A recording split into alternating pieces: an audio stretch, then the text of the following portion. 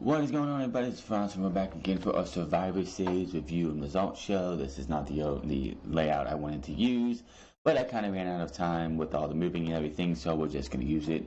So TLC will have something better, while I also work on Raw and SmackDown and NXT and NXT UK layouts to change those up because I've been looking for a little bit of a rebrand anyway.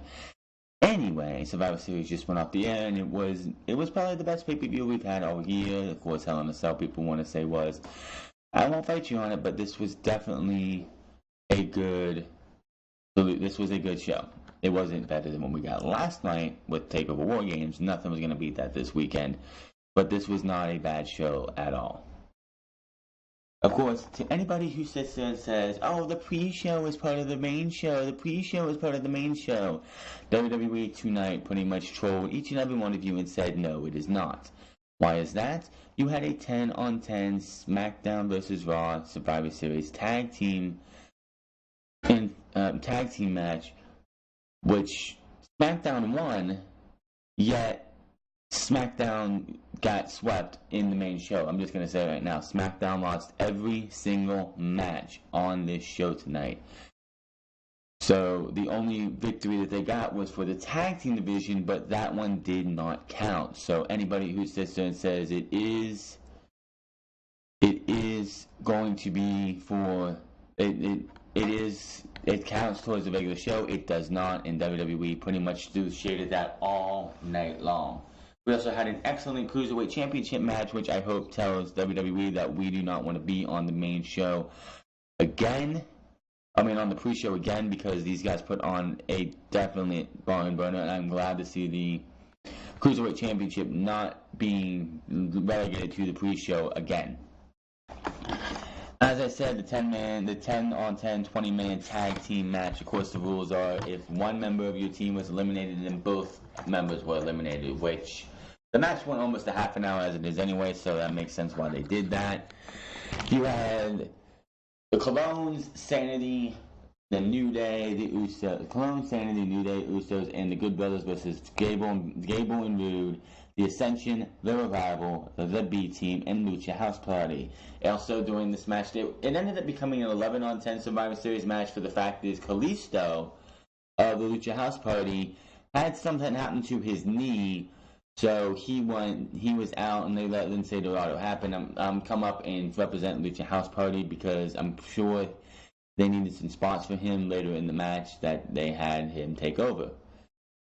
The Colognes were the first eliminated by the Revival with a Shatter Machine. B Team was eliminated not too long after that by the Good Brothers. This went back and forth with eliminations. Sanity then got eliminated by Rude and Gable. Ascension was eliminated by the New Day. The Good Brothers eliminated Lucha House Party. By the Lucha House Party. Lucha House Party eliminated by the Usos. Gable hit a German suplex to. Okay. This game, we had the Lucha House Party eliminated. Now everyone decides they want to do the suicide dives, tailpipe call heroes, and everything else to the outside. Rude tried to, and one of the Usos kicked him in the face, so he was down. He was down and out. So I think it was Jimmy or Jay, whichever one. So Gable decides to get on the top rope and grab one of the Usos who was also up there, and does a German suplex to everybody not named Bobby Roode to the outside. It was crazy. New Day get eliminated by the Revival due to a Shatter Machine to, I believe, Xavier Woods. And then we had ourselves a 5, 6, 7, 8 minute match between the Usos and the Revival, in a match where I would love to see, again, I would honestly love to see the Revival versus the Usos again for the Tag Team Championships on SmackDown or Raw. I'd say SmackDown. Keep the Usos as a tag team on SmackDown. That's where they belong. That's where they should be. That's where they should have been. And that is where they need to stay. So, bring the Revival over to SmackDown. They really haven't done anything on Monday Night Raw, even though I guess that the Revival and the AOP are supposed to have a feud coming up. And after tonight, I guess you set the Revival and the AOP up for that in the future. Before this match happened, though, they did have Team Raw of the women's division being coached by their leader, and Ruby Riott and Natalya, who have had beef recently, were going at it. So Alexa Bliss threw those both off the team. And after this match, it was decided that she was going to bring in Sasha Banks and Bayley. Sasha Banks and Bayley were not happy with what happened last Monday on Raw. So they said, this isn't about you guys. This is about us taking to SmackDown who crossed the line last week. Of course, the first match, which in my opinion, I think the only gripe I have about this show is that the card order was wrong, but I understand why they did it as they did it. They did 3 matches of the SmackDown versus Raw theme. Then they did the Cruiserweight Championship, and then the last three matches, which was the 5-on-5, Ronda Rousey versus Charlotte Flair, and Brock Lesnar versus Daniel Bryan. They did all the other matches before this. So we got to open the show with the women's match. Everyone got an entrance. Oh, before we go to this, I will have to say that Big E, when he is done wrestling and he is retired from wrestling, and his voice is still there, this dude has got to, in my opinion, just be the hype man for a tag team or something, because every single time, because the New Day came out first for their tag team elimination match, and the New Day, I think it was Kofi Kingston, and all 3 members took turns introducing their teammates. When Big E got to, the Usos, he was just so hyped for him, and it was definitely awesome. Like, he should definitely think about that as being like a hype man for a team or a person down the line. Moving back onto the main show, where it actually counts now. SmackDown's win did not count, and WWE they had Michael Cole and Tom Phillips, I believe, to make it known that yes, these matches, this match, for even though Corey Graves like to point out that SmackDown gotta win, it didn't count. It didn't count, and it didn't count. Crown goes I will just say this: Nia Jax is reaping the absolute benefits of having broken the face of Becky Lynch, because she has got natural heat for probably the first time in her entire life. But Nia Jax gets kicked by Naomi, rolled up, 1, 2, 3. I'm sorry. Naomi got beaten down by Tamina. 1, 2, 3. She's eliminated. Carmella immediately rolls up and eliminates Tamina Snuka right away.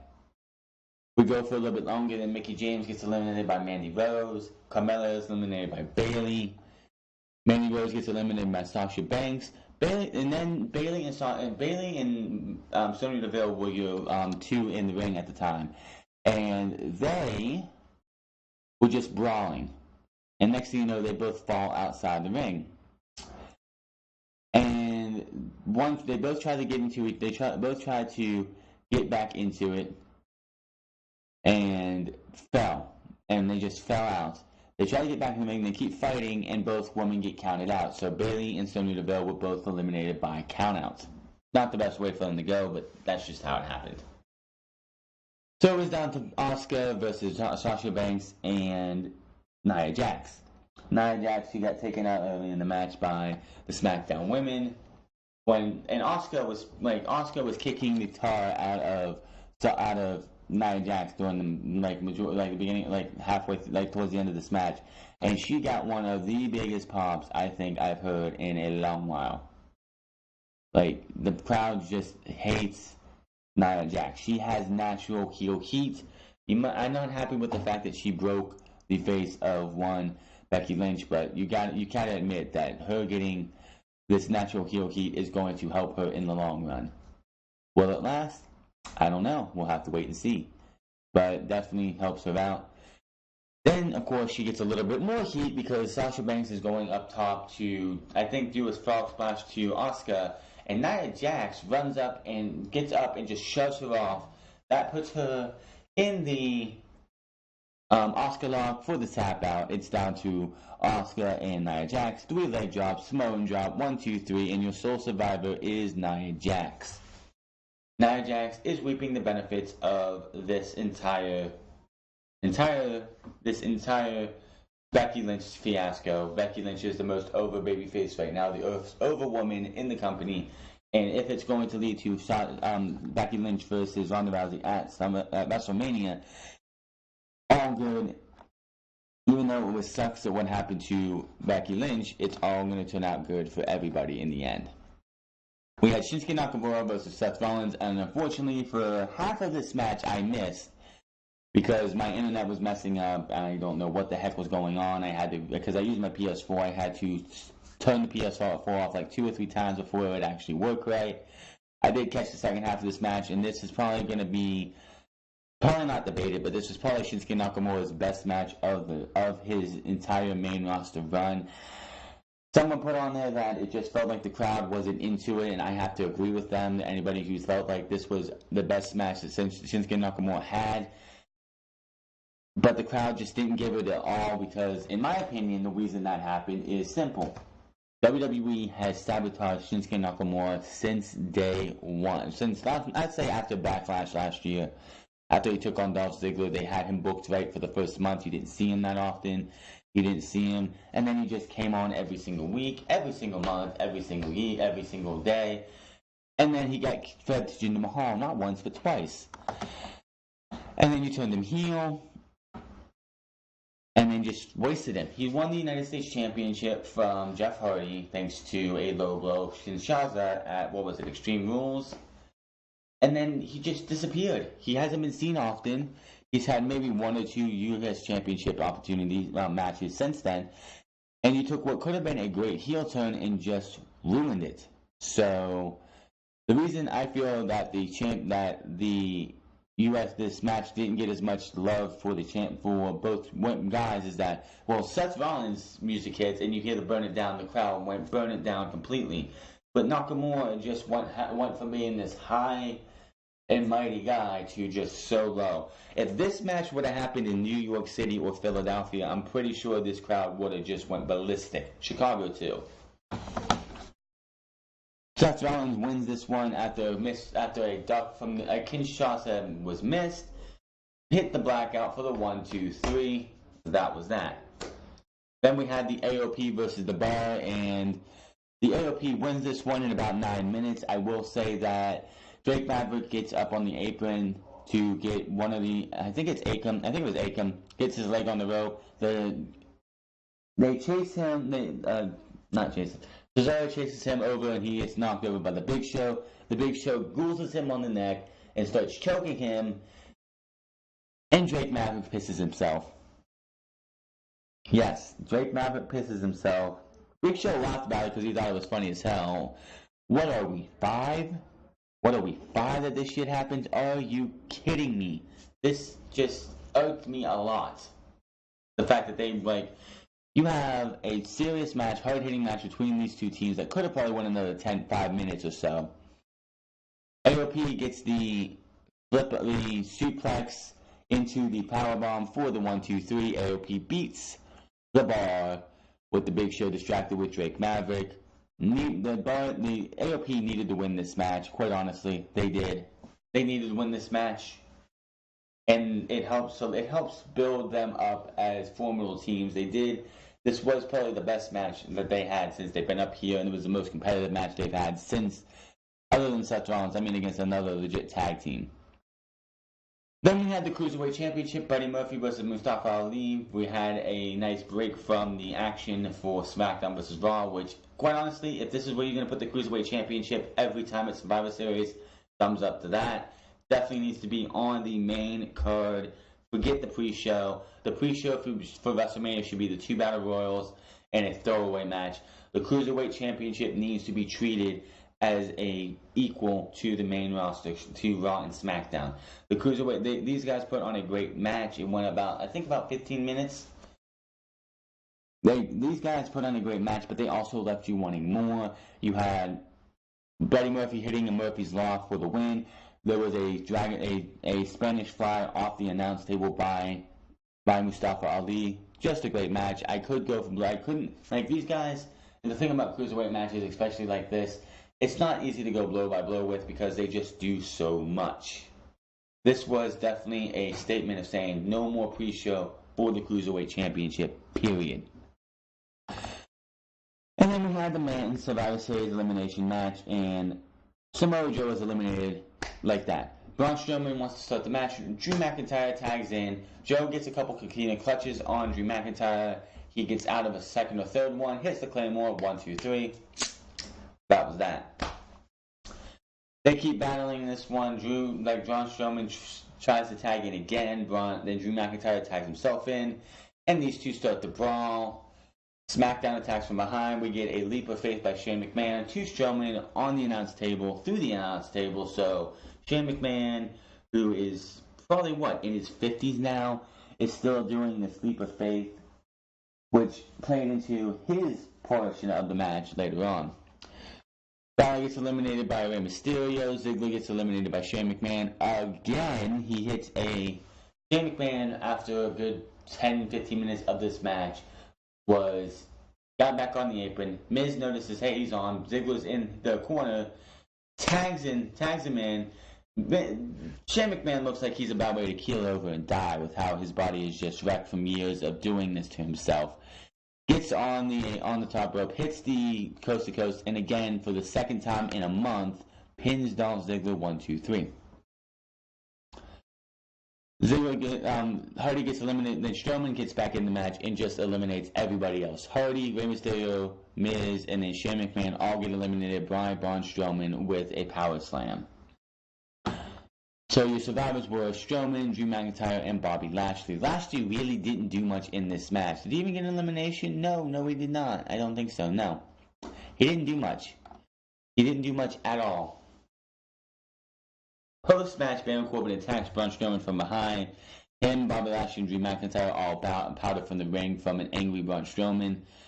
As we know, Stephanie said that Braun Strowman couldn't touch Baron Corbin until after Survivor Series, and I'm surprised Baron Corbin didn't try and provoke Braun Strowman to stop that from happening, but since this is all over now, we will see Baron Corbin versus Braun Strowman at TLC. It was announced at TLC we will see Dean Ambrose versus Seth Rollins for the Intercontinental title. This has been news to like everybody who is a wrestling fan. If you actually watch promos or something, it's been all over the things that this match has been advertised for. I think that the SAP Center in wherever TLC is, they're going to be. This has been advertised along with Ronda versus Nia Jax and Braun Strowman versus Baron Corbin. Yes, and Drew McIntyre versus somebody. And then we had Charlotte Flair versus Ronda Rousey. As we all know, this match was supposed to be Charlotte versus Becky and what would have been the main event of this show. But it's the co-main event because WWE didn't want to, upstage Brock Lesnar, I guess. This was by far Ronda Rousey's best match since WrestleMania. Charlotte Flair and her went to the absolute limit, but Charlotte Flair felt she could not. Like, the cracks have been showing in Charlotte Flair since Evolution. She was asked to be team captain. She felt like she wasn't the woman for the job. She has just been hearing the whispers. She's been hearing the words, and she hits Ronda Rousey with a kendo stick. And then starts brutalizing the living hell out of Ronda Rousey. I don't get what WWE's thinking here is, because this obviously tells you that the 4 Horsewomen match is on its way. But WWE decides we're going to have Charlotte Flair turn heel, quote-unquote, heel, to join her former friend Becky Lynch in the quote-unquote heel side of things. There's just one problem. Every chair shot, stomping on Ronda Rousey's neck, kendo stick shots, national selections, beat down, whatever.